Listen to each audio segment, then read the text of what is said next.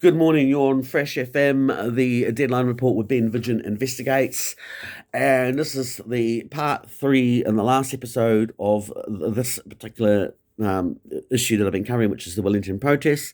So I'm sure Helen, the radio station manager, will be very relieved that I'm moving on to different topics after this. Sorry, Helen.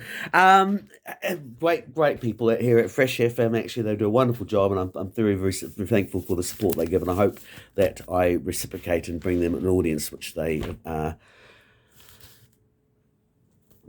happy. I hope I'm doing a good job, is what I'm saying. Anyway, I'm going to carry on with part three of this issue. So what I've done is in the first issue, I brought in Ruby Vigin, my niece, who's in media communications, and we talked about she lived in Wellington, and I brought her in because she was just a little bit a step difference for me and had a different perspective on many issues such as the vaccine mandates and the government issues. And it was very cool to bring in her context and just making sure that we were bringing you a bit of balanced reporting. In the second issue, however, I went the other way. And I basically turned around and explained my journey up to Wellington from all the way from Bluff to eventually the camp in Picton. And my experience of the protesters has been actually genuinely, good people, of which the component which seems to be, drummed up by media, drummed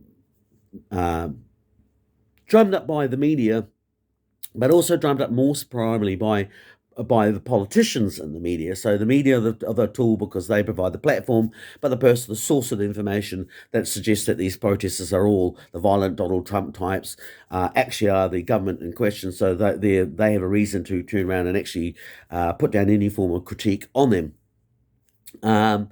But the media has largely accepted this, as they said. As I said last time round, 450 journalists actually lost their jobs during the beginning of COVID.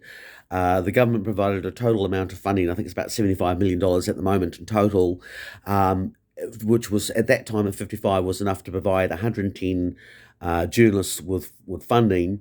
On topics that the government decided that got to choose. The government got to choose the topics, which is the inappropriateness of that is just that they didn't get to pick the stories, but they're like, we want you to we want to see stories about climate change, we want to see stories of how they worded of interest to that they believe were of interest to the New Zealand public. I think that's an extremely dangerous ground when any money comes from the government to the media and it comes with any forms of strings or attachments to begin with. That shouldn't be allowed. That shouldn't be legal. Actually, is what I'm saying. And I think a media that can't actually understand how inappropriate that kind of relationship is probably at risk of losing the grounds of what media is actually meant to be about. And again, we probably should be having be much more passionate and be much more upset about the news that Christopher Foy, who's always bringing in some exceptionally dubious legislation, was trying to, but failing to sell it very well, of the hate laws. Because even the pet media is kind of going, well, that's a bit too far, Chris, And these guys, he's also turning around and bringing about the amalgamation of TVNZ and the Radio New Zealand, which will only bring about and make our media even more tamer and compliant to politicians than they already are. And at the stage right now, the relationship is seriously actually tilted and skewed. Which brings me to the third part of my show, which is where we went from Christchurch, Picton, I ended up actually in Wellington, and I got brought across on a little sailing boat. And while I was at Picton, by that time, there were sailing boats available, there were fishing boats available, and there were aircrafts available. So private vehicles that will entertain people over. Now, the point I'm getting across to you there is that the government had originally sold the idea that the people that were upset against the mandates were just a small, vile fringe of basically people that were like just hippies and Christian, lunatics and so on. But what we actually were seeing here by those people offering those resources was that people with actually everyday outlooks who actually weren't the bottom of the feeders that they'll be, the great unwashed that Chris Luxon or whoever was made them out to be, were people with actually quite considerable resources themselves and successful in that, and so proving to the government that, look, if you're going to try and actually, heavyweight us, well, we can push back. We've got the resources to actually engage you, and we will. And that part of the story was largely actually missed. And again, as I said to you, it's last week, I'm not surprised. When the actual convoy occurred, there was not one single journalist apart from myself that I saw actually bothered to get in there and cover the issue live. And again, when I got to Wellington, this would be my response, was that throughout the entire time, there were no media wandering around and they go, oh, no, but they've been dangerous and they've been violent and da, da, da. Well, I walked around for 10 days amongst the voluntary parliamentary protest camps, and I wasn't in camp there. I'd go away each day and I had a place to stay and I'd come back. And I had a huge media badge platform on my shirt, and I got engaged with the protesters at one point, and I basically gave them stick. And in the end, the guy didn't really know what to do, but I actually heard the person on the microphone say to me, "Thank you." And I went, "Oh, sure. How can I help you?" And obliged him. But there was, there wasn't a scary bunch of hell's angels there. And I think it says something about the media. If they wimp out at the concept of a few people honking horns and going, ah, then they're a pretty feeble and inadequate lot of, that's if that's their benchmark, that they can't handle a few people being mean to them. God help us. In actual fact, what I would witness was that the media cameras would set up each morning. Number one, they would set up on the balcony where Trevor Mullen had been seen looking down and looking down, trying to look all, staunch and cool. They'd set them up on that balcony, and then they would walk away, and they would come back only before they had time to edit the things and put out the story that afternoon. And you can normally tell the scale of how much of a booting that the protesters were going to get that day by the number of cameras that actually set up. But the point of what they were doing was they weren't filming something specifically. They were taking journal footage that they could then come back at the end of the day and cut and paste accordingly to fit whatever the story that they were telling.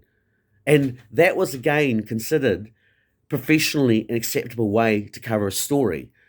And it says again a lot about the lack of professionalism or any attempt to do fair and balanced reporting, because I didn't see any of that actually take place in Wellington. And I think, I went on last week about an article called "How a Loss of Trust Has Fed Our Divisions," and it's a typical kind of piece that you'll find in any newspaper written by media that are really unaware of and are quite clueless. There is no other word for it. I recently saw a piece, and it came out from the Muslim community, and it was their outrage during the idea that they were going to make a film called "They Are Us," and it was going to be about Jacinda. Well, no, it wasn't. It was going to be about the Christchurch shooting, but the way that it was being scripted and written was it was going to basically make out Jacinda Ardern to be this sort of superhero female character.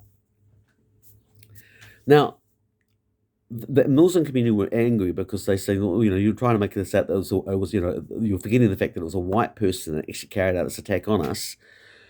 You're forgetting that it wasn't actually a white female that saved the day, but you're making her out to be this heroine, and it's incredibly insulting. It shows this absolute lack of, the so-called woke crowd actually are not that. They're the very opposite. They're quite dense and self-absorbed. Now, that was the story as that got reported in the media, in the media, and it was probably about the closest we get to any form of self-reflection or any self-critique that we see of our media, that apparently they can do no wrong in their own eyes. So they go, we don't understand why people don't trust us anymore. I do.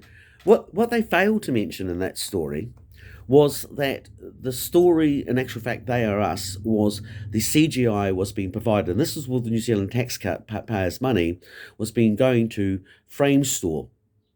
Now, Framestore, who also did the CGI for Mulan, which ironically again was shot in New Zealand with taxpayers' dollars, about making a strong female warrior character, while ironically it was actually supported by the Chinese and assisted by the Chinese state secret police, who were actually just in the road down the road, busily subjugating and oppressing the Uruguay Muslim community. So that point missed our media. They could only tell about the GOAT New Zealand director, what a wonderful superhero she was, without actually pointing out the fact that actually there was some, there was some pretty creepy kind of Hollywood shit going on with that Mulan, and it was being repeated again with They Are Us, as I said, because of the inappropriate of who they were making out to be the great saviour. So it was a doubling on the exploit. What the victims of the Christchurch shooting have already paid with the attack itself, and now here's someone wanting to use that to jump in to exploit the situation to promote their own political advantage. Now, that was again, Framestore is actually owned by Sir William Sargent. Now, Sir William Sargent is known out in the media circles as a person that you go to if you want to build a brand. You go to Framestore, and they do, Hollywood stars, musicians, politicians, and this is who owns company. And they previously had worked for Sir William. They worked for Tony Blair at the time when Tony Blair had sold a war to the whole world, basically saying, oh yes, Iraq's got weapons of mass destruction and he can turn around and hit us in 30 minutes with a missile. All of this of which proved to be a lie sold by an army of specialists in spin doctoring, fabricating of news, usage of wording so that wording could say do one thing would actually mean the actual opposite.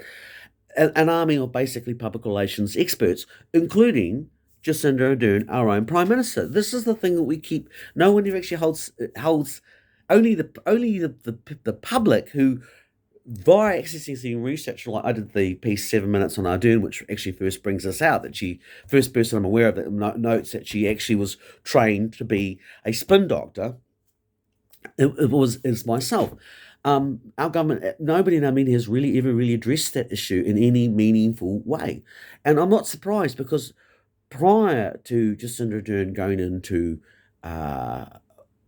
becoming the Prime Minister, the status quo was that there were now in New Zealand 9 public relations communications experts, that's spin doctors, for every one actual journalist. Following COVID, and I just explained to you, 450 journalists actually lost their job. It's actually got even worse. We're now sitting in an environment where there are now nearly 20 spin doctors for every actual journalist out there. And the journalists that actually are out there, whether they work for Radio New Zealand or they work for TVNZ, which, as I said to you, under new legislation currently being going beforehand, the aim of the goal is to actually amalgamate that into one central agency, so that the journalists, that there'll be even less jobs for journalists available, more pressure that if they say the wrong thing that they'll get axed. And for people might say, well, that doesn't happen. Well, you might remember a guy called John Campbell who used to run a show called Campbell Live. Well, Campbell Live was a victim of exactly that. Corporate advertisers threatening to tell the station, saying, well, if you don't get rid of John Campbell, we're not going to advertise for you anymore. So that's what they did. They got rid of John Campbell. And that was, quite some time ago. Things have not improved from that viewpoint. And we now have a media that is under these enormous particular corporate pressures, especially as more and more the government allows more and more overseas players to come into the market, which you've got a shrinking population so that the media organisations are dependent on either campaign funding, advertising that's from clients, or from government funding, which there's, if you don't say what we say when you're not considered one of the cool kids, then we'll cut your funding off. So those are the sort of pressures that the media are actually increasingly facing. So it's no surprising that I don't see articles in newspapers saying, well, actually, we really do need to address this issue, because the journalist that writes that is basically writing their own, resignation letter, basically.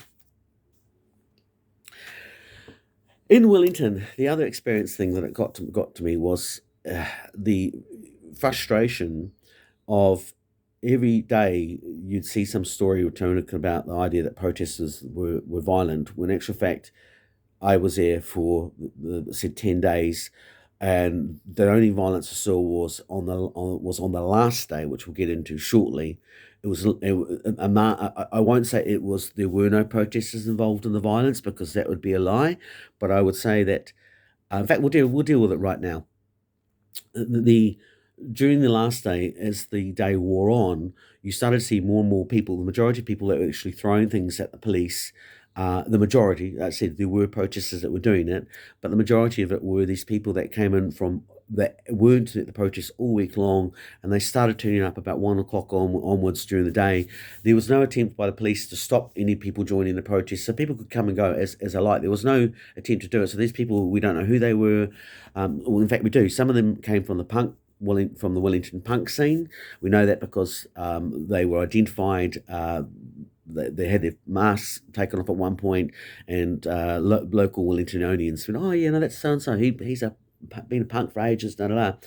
Um, then there were also basically people that looked like they were gang prospects, all wearing largely blue, and these guys were turning up with brand new flags, which like, I doubt they could have actually, they didn't look like the sort of people that go around spending their money on flags, more like flagons. Um, so these people that were, I don't believe were genuine protesters. They were either people that would come because it was an opportunity to get one on against the cops and they're seeing a bit of excitement, or they were people that were being put up to it. Um, so yes, the violence did occur on the last day, but it was largely a situation. What I also, what hasn't been really reported was that the Maori government, which is a group of Maori sovereign groups, had become involved in the protest negotiations, and the police actually had negotiated a hui that was going to take place at the protest grounds on the March 5th and the 6th. Um, and that deal was secured at about 10 p.m. the night before the protest occurred, and then at that particular point, the we'll just take a little bit of a break right now. We're going to play Why Everyday People, and you're on Fresh Air with the Deadline Report.